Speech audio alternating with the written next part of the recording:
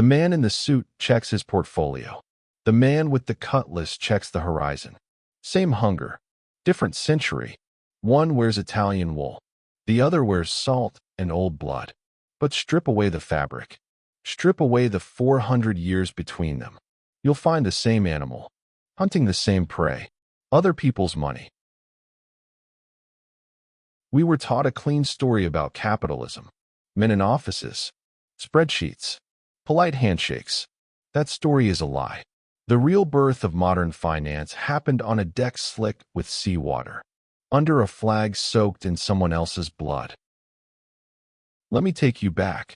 Before banks, before stock tickers, before diversify your portfolio, back to the 1600s. Here's the problem every king and queen faced. War was expensive, navies were expensive, and royal treasuries were always empty. So the crown did something brilliant, and something monstrous. It outsourced violence. They called it a letter of marque, a piece of paper, signed by a monarch. It turned a criminal into a contractor.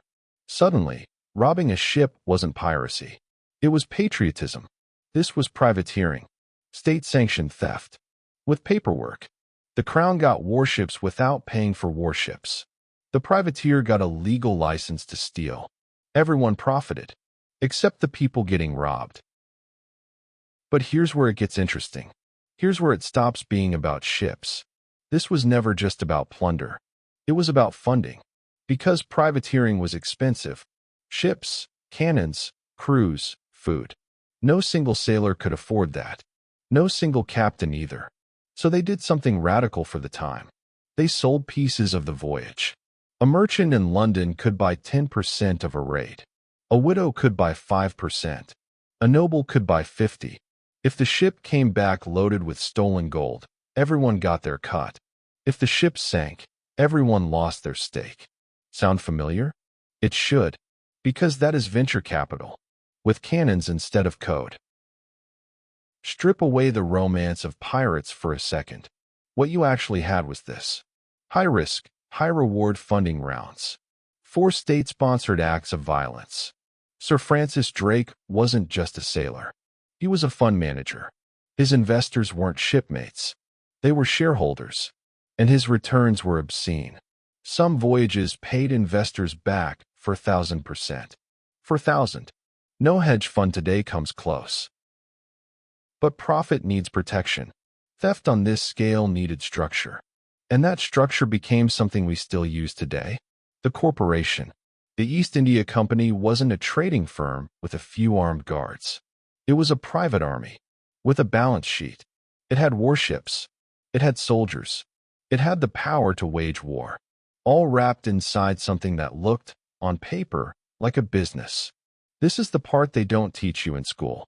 The modern corporation wasn't born from innovation. It was born from violence that needed a legal shell. And once you put a price on violence, you need to insure it. Ships sank. Cargo vanished. Crews died. So a new industry crawled out of the wreckage. Insurance. Picture a coffee house in London. Lloyd's Coffeehouse. Merchants didn't go there for coffee. They went there to bet. They'd write a ship's name on a piece of paper. Underneath it, men would sign their names, promising to pay if the ship was lost. That's where the word comes from. Underwriting. Literally, writing your name under the risk. These men weren't humanitarians. They were gamblers in good coats. They calculated the odds of a storm, the odds of a privateer attack, the odds of mutiny. Then they priced human catastrophe, like a market, and it worked, because someone always pays. Eventually, the slave trade ran on this exact model.